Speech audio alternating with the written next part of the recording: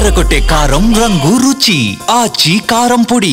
సుదీర్ఘ విచారణ తర్వాత మాజీ మంత్రి సీదిరి అప్పలరాజును విడిచిపెట్టారు పోలీసులు. రేపు విచారణకు రావాలని నోటీసులు ఇచ్చారు. సీదిరి అప్పలరాజుపై గత ఏడాది అక్టోబర్ 27న కేసు నమోదైంది.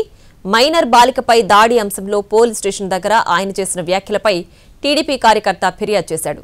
దీంతో సీదిరి అప్పలరాజుపై సెక్షన్ 160 కింద కేసు నమోదు చేశారు. బాలికకు న్యాయం చేయాలని కోరితే తనపైనే కేసు పెట్టారని అన్నారాయన. పడిపోద్దని ఒకడు వచ్చి కంప్లైంట్ పెట్టాడు, ఎమ్మెల్యే బంధు ఒకడు. దాని మీద నాకు సుదీర్ఘమైనటువంటి విచారణ.